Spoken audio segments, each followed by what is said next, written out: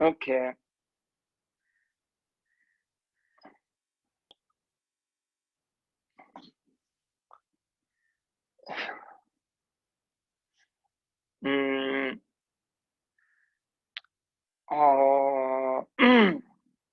Hope that now you can all hear me. Okay, so today I will talk on the second point of the second point among the 7 point of the mind training. In the second point, so it is the one main, it's called the main practice. So main practice, it's talks about we call the ultimate bodhicitta, ultimate bodhicitta. So in the ultimate bodhicitta, so in the practice of the ultimate bodhicitta, as can you see that the ultimate bodhicitta, you can see in the root text, in the text that it said is the consider all the things and the even as a dream-like, examine the nature of the unborn awareness. So as you can see in the root text, consider all the things and the events as the dream-like, examine the nature of the unborn awareness. So that is the one very important practice. It talks about ultimate, that important practice. So it talks about important thing is that considers all the things that the events as a dream-like. So this is the important thing is that when into our day-to-day daily life, one important thing is that we have to deal with a lot of our destructive emotions.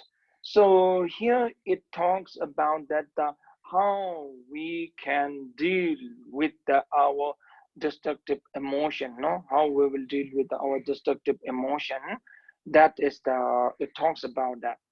So dealing with our destructive emotion, it's the dealing with our destructive emotion. So it tells us the few steps. The one thing is that as you can see here, it talks about examine the nature of the unborn awareness. Simple way how you have to do is that whenever you have generated the anger, you just don't react. Just look into your emotion. Try to search where does that emotion is. You just have to watch. Whenever you generated this feeling of the sadness, just search where does that sadness is. So more you try to search, when you watch, these emotion will disappear. There is one master, very old master, and one occasion he asked his student, and he said that he put the goose in the bottle. He put the goose in the bottle. Now the goose is getting bigger and bigger. Now he want to take the goose out of the bottle, but the bottle neck is very narrow and small. So the goose cannot come out because he already become quite big. neither he want to break the bottle. One, because the bottle is so precious. He don't want to break the bottle. Also, he don't want to let the goose die in that bottle. Now, what is the solution? He's asking the student. Some student used to tell that you have to break the bottle. Then the master used to tell that the bottle is precious, so he don't want to break the bottle. Then some students suggest him to let the goose die. So master used to tell that, no, I don't want to let the goose die neither. I want to save the goose. So he used to ask that. He asked this question to the many student. Finally, one student answered. And the master told him that you answered very well.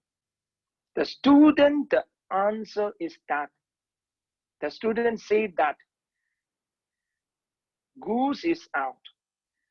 It has not been in there. It never been in bottle. Goose is out. Master said very true. That is really the very true. Goose is out. Goose, it never been in the bottle.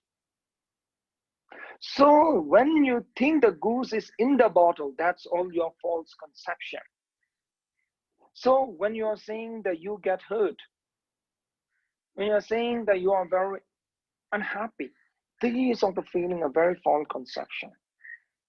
When you get to try to search that the way is that unhappiness, where is that unhappiness, where is that anger, when you get trying to search, these all the feelings or these all the emotion will disappear.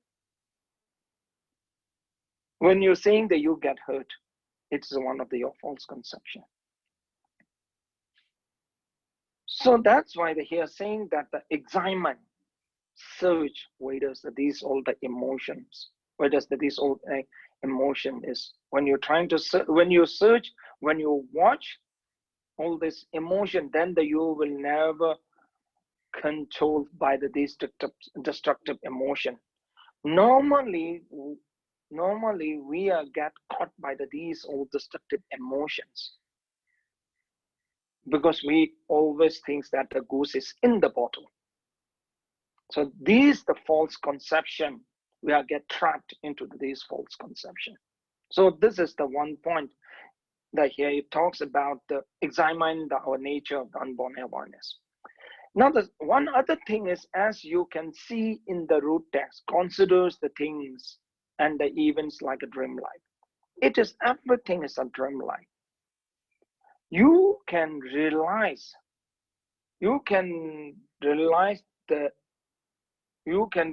that whether you are dreaming or not when you get up. One morning when you get up, then you will realize that you had the dream. In the state of the dream, it is very hard for you. In the state of dream, it is very hard for you to realize that you are dreaming. You are dreaming. So for us, when you realize the emptiness, then you will see or you will know all the things and the events are the dream-like. Only the moments when you realize the emptiness, then you will see, you will know, or you will realize that all the things and the events are the dream-like. So what the one dream-like is the one more important message here. It's giving that we should not get attached. When you are dreaming that you are having 100 of the gold coins, when you realize that you are dreaming, You will never get attached to the gold coins, what you see in the dream. So here it's saying that everything is a dream-like. So you should not get attached. So, but the one thing is that from the mind training practice, when we are saying that not to get attached, it does not mean that we should not love. We should generate the love toward all of the sentient beings, but we should not get attached. Attached is something like that. When you get attached to something, someone or whoever, when you get attached, then the possessing idea will come. Then you want to possess the something, and then you want to possess the someone. When the possessing idea is it's one of the root of your unhappiness. So there is one very famous example of the difference between the attachment and love. When you love the flower, how you will react. When you attach to the flower, how you will react. When you love the flower, you will try to care the flower more. You will put the more waters to the flower. When you get attached to the flower, you will pluck that flower. You will pluck that flower, and you will try to possess that flower. So that is the difference between the attachment and the love. So that's why when you're trying to see all the phenomena are like a dreamlike, that means that you should not get attached to the whole things and the phenomena. Now you see the third sentence. Can you see that in the root test it says that let even the antidote be free in its own place. Let even the antidote be free in its own place means that we have to reside in the present. We have to live in the present, reside. When we are residing in the present, it means that, let me give you the one example. Usually, sometimes I meet some people, and sometimes they raise the questions and the talks with me. Do we know? Do we know in before? Do we know before in life, in past life? People feels that when I tell that, people feels that when if I say that if we know each other in the past life, they may feel happy. If I say no, they will feel depressed. Even if you look at someone too close to you, if you know that you know each other, your past life, since your past life, you will be happy. So person whom too close to you, if you know that you are knowing each other from your past life, you might feel happy. It simply shows that you are still not living in the present. Whether you know each other since past life or before, it's not important. What important is that now, then the present, right now, you are knowing each other. That's the more important. It simply shows that we are too attached, or that we are too attached to the past. The important is that in this is the present is the more important. So when you are knowing each other in this life, you are knowing each other now, it's more important. It's more important. So that's why it's saying that we have to reside in the present. So that's why it says that let even the antidote be freed its own place. So that means right now, whatever you're doing, just you have to focus on what you're doing. If you're drinking the water, just focus on what you're doing. If you're having meals, or if you're having a food, whatever you're having, what you have to do is you just have to focus on that. You just have, so that's why it's saying that you have to live in the present, living in the present. Okay, that's the living in the present. Yeah, so that's the what living in the present. Okay, that's the, it's saying the message that. And the one important thing is that normally we think more the future and the past. That's why we go on the calculating and the calculating. Sometimes we calculate more than the we have. So more you get calculate, more you will get fear. So why we generate the fear? Mainly is because we calculate. How we calculate is that this might happen, that might happen, this might happen, that might happen. Like that way we go on the calculating the things. So that's why we become a fear oriented because of the we calculate so much. So that's why why we're calculating is that the very simple that we cannot recite in the present. So that's why sometimes we miss a lot of the present things. Sometimes we miss a lot of the surrounding things. Even you might have a lot of the good things in your life. You might have a lot of the good things in your life you miss, and you could not appreciate those because you are not simply living in the present. Once you're not living in the present, so how can you appreciate a lot of the good things you are having right now? So that's why you missed a lot of the good things because you're not living here. You're not living in the present. When you don't live in the present, you're missing the things. You could not appreciate what the good things around you. So you expect the something which is not in the present. You get attached to the something which is not in the present. So that's why you're calculating, going and calculate and calculates. Yeah. So that's why here it's saying that live in the present.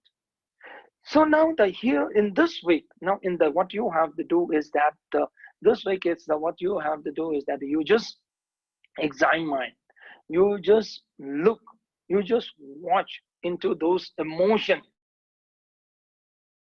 Like this, the destructive emotion, like anger or jealousy or the unhappiness, whatever comes in your mind, just watch.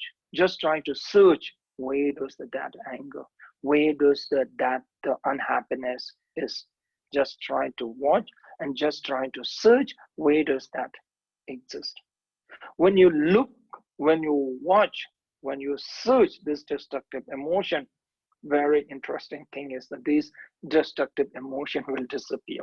Okay, so this is this week you just carry on this practice. Okay, thank you so much. Okay, thank you, and today we'll stop here. Thank you.